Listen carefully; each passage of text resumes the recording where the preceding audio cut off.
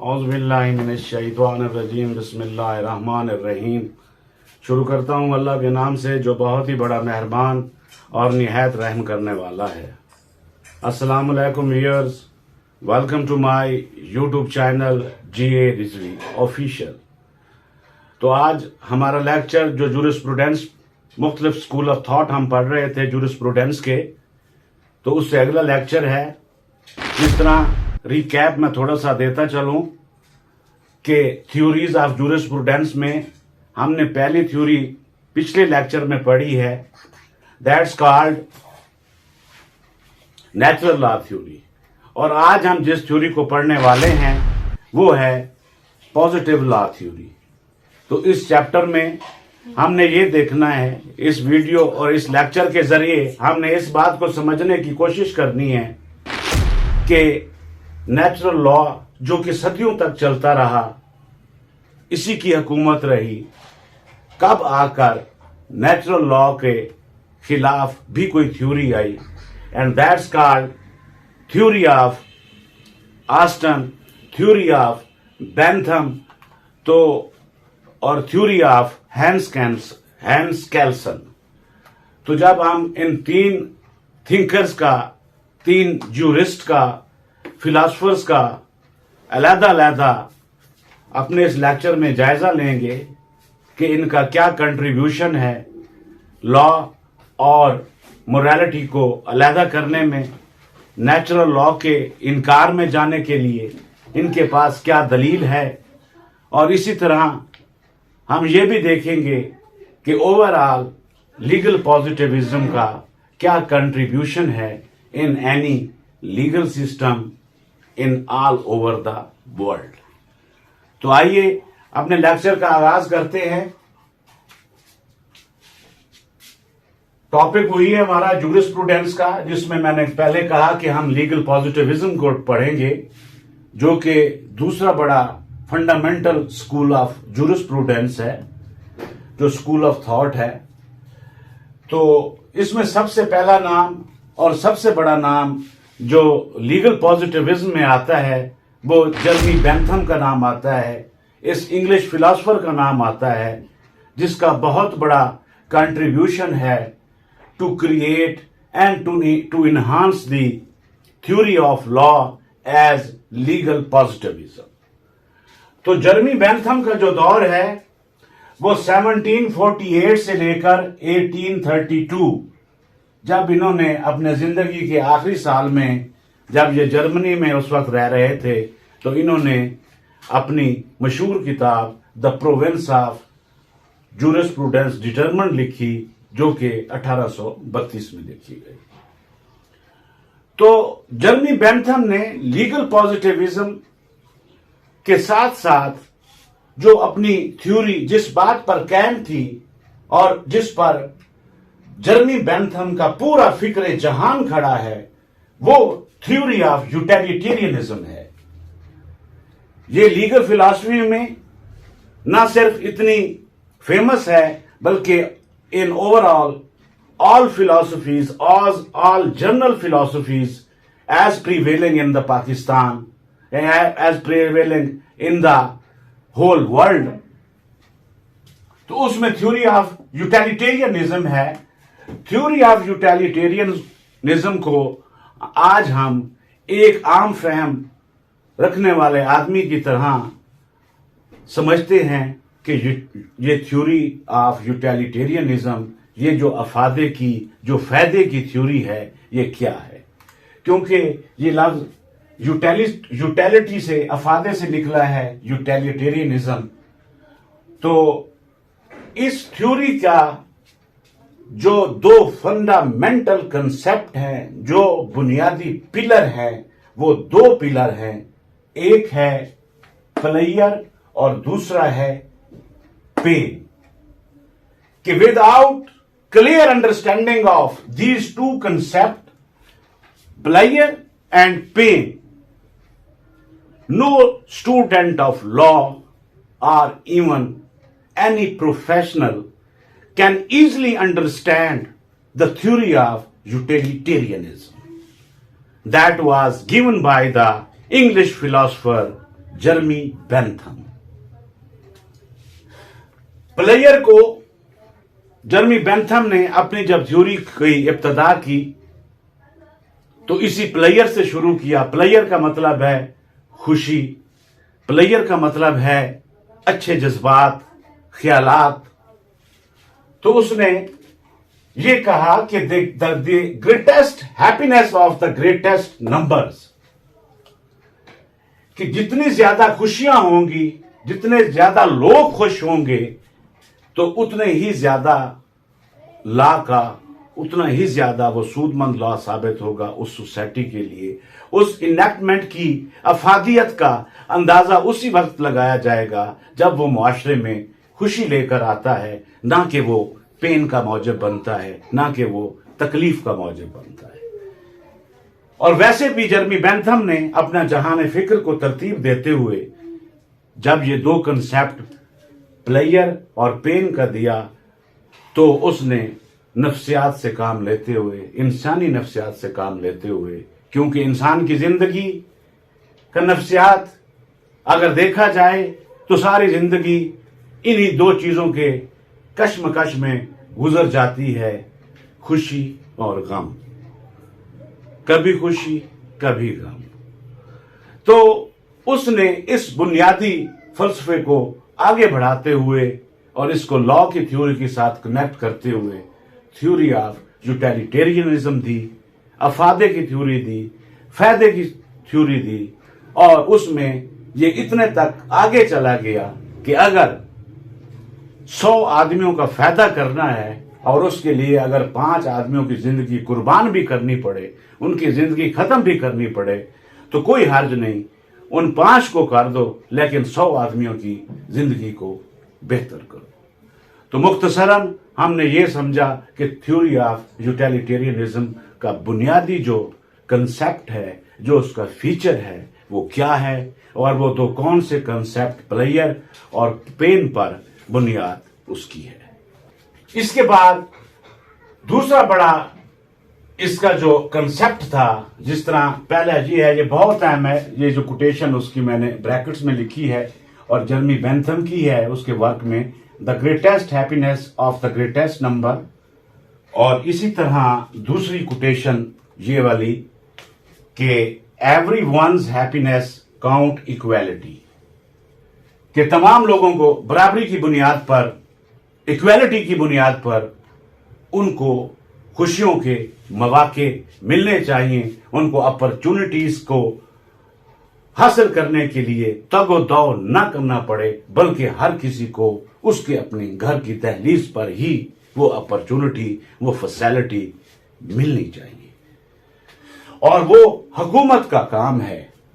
जर्मी Bentham ने यह भी कहा कि हुकूमत जितनी वसी होगी, स्टेट जितनी मजबूत होगी, जितनी वसी होगी, उतने ही ज्यादा अवाम को अपॉर्चुनिटीज के, उनको खुशियों के मौके मिलेंगे। तो हमने ये देखा कि सबसे पहले जो जर्मी बेंथम ने थ्योरी ऑफ यूटिलिटेरियनिज्म दी, तो उसके बाद दूसरे नंबर पर लीगल पॉजिटिविज्म की थ्योरी में जॉन ऑस्टन का नाम आता है। जॉन ऑस्टन, जिन्होंने the imperative theory of law, जिन्होंने इंपेरेटिव थ्योरी ऑफ लॉ दी। इंपेरेटिव थ्योरी ऑफ लॉ उनकी यही थी जो आज उनकी फेमस तारीफ में अभी जो उन्होंने लॉ के बारे में की है, वहीं से लफ्ज कमांड से इंपेरेटिव थ्योरी उन्होंने अपनी बनाई। और इसी तारीफ की बुनियाद पर, इसी तारीफ वो ये कि law is the command of sovereign which is backed by sanction. इसी कमांड से उसने अपनी थ्योरी, इंपेरेटिव थ्योरी का पूरा जहान फिक्र तरतीब दिया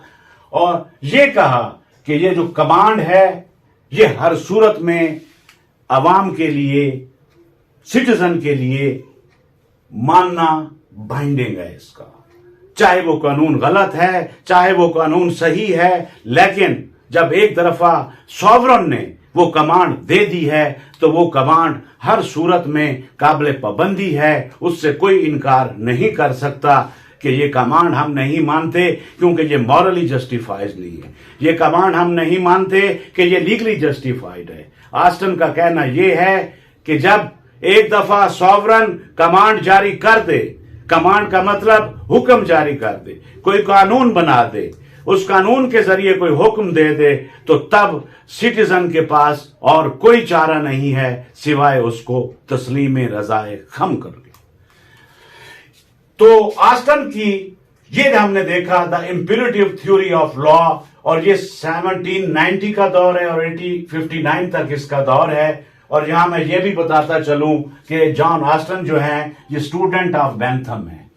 ये बेंथम के पास ही पढ़ते रहे, उनसे बहुत बड़ा इन्फ्लुएंस हुआ और इस तरह ये फिलॉसफी से, जर्नल फिलॉसफी से फिर लॉ की फिलॉसफी में, लीगल फिलॉसफी में आए और लॉ की मशहूर डेफिनेशन की जो आज तक पूरी दुनिया में हर जगह फेमस है कि law is the command of sovereign which is backed by sanction. तो हमने ये देखा कि जॉन ऑस्टन का भी बहुत बड़ा कंट्रीब्यूशन है towards creation of and enhancement of legal positivism as prevailing in the world. उसके बाद आखिर में हम देखते हैं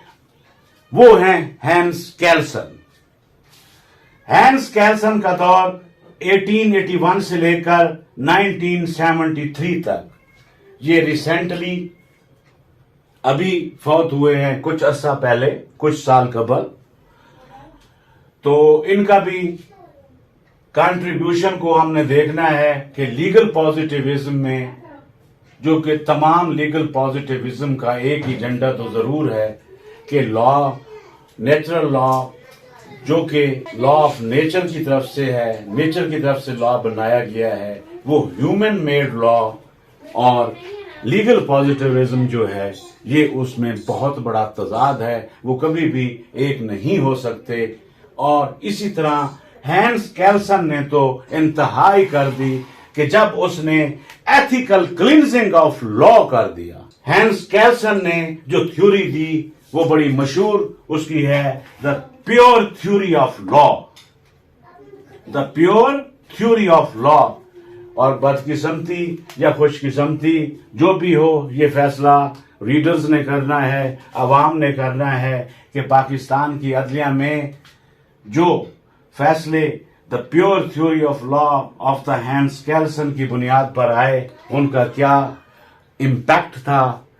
इसके अलावा ये हमने ये भी देखना है ये प्योर थ्योरी ऑफ लॉ है क्या, इसका क्या बुनियादी कंसेप्ट है और इसके कौन से लवाजमात हैं और इसी तरह इसके कौन से बुनियादी फीचर्स हैं।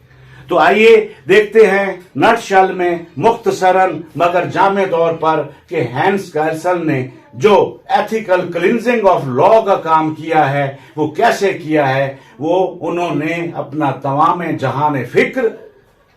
द प्योर थ्योरी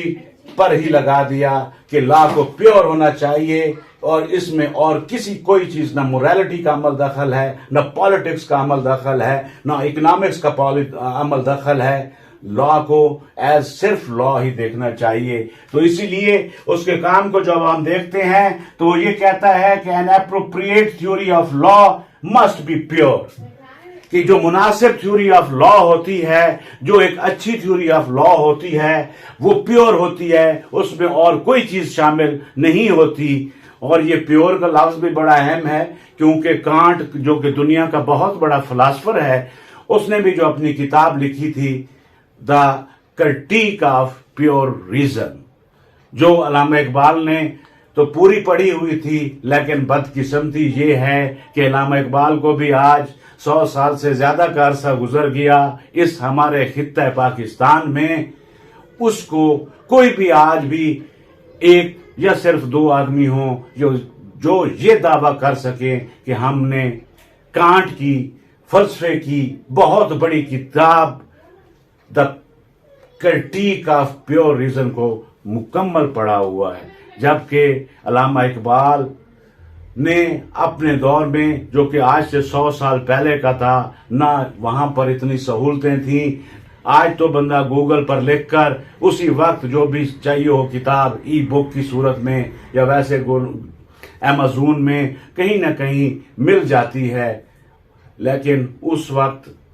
ये तमाम फैसिलिटीज अवेलेबल नहीं थी। उसके बावजूद फिर भी अल्लामा इकबाल ने ये किताब उस वक्त मुकम्मल न सिर्फ पढ़ी हुई थी बल्कि अपनी मशहूर philosophical work by the Allama Iqbal that's name is the reconstruction of religious thought in Islam में कांट की इस क्रिटिक ऑफ प्योरिज्म पर इसको न सिर्फ समझा है बल्कि इस पर एक पॉजिटिव तनकीद भी की है। तो तनकीद सिर्फ उसी वक्त ही की जा सकती है जब एक पूरा कंसेप्ट, एक पूरा आइडिया, एक आइडियोलॉजी को, एक पूरे डिसिप्लिन को जब आप अच्छी तरह पहले अंडरस्टैंड करें। जब उसे अंडरस्टैंड कर जाएं तो फिर आपको हक हासिल है कि आप एक पॉजिटिव तनकीद की नजर से उसे जरूर देखें। तो इसलिए हैंस कैंसल ने इसको एथिक्स से को भी निकाल दिया, क्योंकि उसने कहा कि that is logically self contained. इसका मतलब यह है कि पहले लॉ की थ्योरी इतनी प्योर हो कि वो सेल्फ कंटेन्ड हो, उसको किसी की जरूरत ना पड़े, उसे ना ही एथिक की जरूरत पड़े, ना ही मोरालिटी की जरूरत पड़े और इवन ना ही पॉलिटिक्स की जरूरत पड़े। तो इन तमाम चीजों को वो कहता है कि इन तमाम का इन्फ्लुएंस लॉ पे नहीं है और ना ही होना चाहिए, बल्कि प्योर थ्योरी ऑफ लॉ की बात करता है। और जो कि एक अहम फीचर है, जो fundamental concept of natural law है, एथिक्स एंड मोरालिटी को, तो उसको हैंस कैल्सन नहीं मानता, बल्कि ये कहता है कि नेचुरल लॉ जिस तरह लॉ और मोरालिटी को एक समझता है, लीगल पॉजिटिविज्म का फलसफा ये है कि there is always separation between law and morality. ये दोनों सेम नहीं हैं बल्कि अलग-अलग मौजूद है। तो आज हमने ये देखा कि इन तीन बड़े फिलोसफर्स ने, जेरेमी बेंथम, जॉन ऑस्टन और इसी तरह हैंस कैल्सन ने अपने अपने काम और अपने अपनी मुख्तलिफ थ्योरीज के जरिए लॉ की फील्ड में एक बहुत बड़ा कंट्रीब्यूशन किया, नॉट स्टैंडिंग विद इट कि whether it is in accordance with anyone's whims and wishes. बहरहाल ये उनका काम है जो कि बहुत बड़ी अहमियत का हामिल है। उसके बाद Hans Kelsen also identifies a basic norm that validate the constitution. ये वो वाला प्रिंसिपल है, ग्रैंड नॉर्म वाला प्रिंसिपल है, basic norm of society as grand norm या कॉन्स्टिट्यूशन, जो कि पाकिस्तान की अदालतों ने इसको इस्तेमाल किया कि ग्रैंड नॉर्म है क्या। ग्रैंड नॉर्म सोसाइटी का, किसी भी मुआशरे का वो सबसे आला और अरफा और ज्यादा practising by all the common people of that society, वो नॉर्म, वो रस्म, वो रिवाज, वो कानून की हैसियत रखने वाला प्रिंसिपल जो कि तमाम लोगों के लिए एक्सेप्टेबल हो, जो वो उसको वो ग्रैंड नॉर्म का नाम देता है। और grand norm is equal to the constitution of any country. जिस तरह हमारा कॉन्स्टिट्यूशन ऑफ पाकिस्तान 1973 है, तो इसको हम एज ए ग्रैंड नॉर्म का जो प्रिंसिपल दिया है हैंस कैल्सन ने, उसको इसके साथ मिला के देख सकते हैं कि हमारा कंट्री का जो ग्रैंड नॉर्म है वो द कॉन्स्टिट्यूशन ऑफ पाकिस्तान है, कि जो कि तमाम लोगों की मुत्तफिका राय के मुताबिक ही बनाया गया और तमाम लोगों के लिए यकसा की बुनियाद पर, बराबरी की बुनियाद पर एप्लीकेबल है। तो इसके अलावा हम ये भी देखते हैं कि हैंस कैल्सन की theory, the pure theory of law, हमें ये भी बताती है कि किसी भी सोसाइटी का ये जरूरी नहीं कि एक ग्रैंड नॉर्म या वो नॉर्म जो सबसे ज्यादा प्रैक्टिसिंग है वो सेम ही हो, बल्कि हर सोसाइटी का किसी दूसरी सोसाइटी से ग्रैंड नॉर्म मुख्तलिफ हो भी सकता है और होता भी है। तो इसके साथ हम अपने कंक्लूजन की तरफ आते हैं कि लीगल पॉजिटिविज्म की थ्योरी, जो कि लॉ की थ्योरी है, उसकी इब्तदा 1748 में जर्मी बेंथम ने की और उसके बाद उसके स्टूडेंट ने इसे ऑस्टिनियन स्कूल ऑफ जूरिस्प्रूडेंस तक पहुंचाया, जो कि लॉ की तारीफ ऑस्टन ने की और उस पर उसने अपने ही तमाम जहान फिक्र की बुनियाद रखी। तो इसमें जो हमने आके तीसरा नाम देखा वो हैंस कैल्सन का था, जो कि 1973 तक रहा, जिसने the pure theory of law देकर लॉ और मोरालिटी, पॉलिटिक्स, एथिक्स और इन तमाम चीज़ों को लॉ से अलहदा करते हुए उसने ये कहा कि लॉ को सिर्फ लॉ में ही देखना चाहिए, किसी और चीज़ के साथ मिला के नहीं देखा जा सकता। और इवन वो ये भी कहता है कि लॉ मुआशरे के लिए बनाया जाता है, लोगों के लिए बनाया जाता है, लेकिन आप जब लॉ की बात करते हैं, एज ए थ्योरी बात करते हैं, तो फिर आप सिर्फ लॉ की बात करें। लॉ किस लिए बनाया जाता है, किस पर होता है, उनकी बात ना करें। तो मेरे ख्याल में ये क्रिटिसिज्म भी हम कर रहे हैं एक हवाले से, क्योंकि क्रिटिसिज्म पॉजिटिव होना चाहिए और एक जो बाउंड्रीज हैं वेल सेटल अदब की दुनिया में या वैसे भी, तो किसी की तज़हीक मकसूद नहीं होती।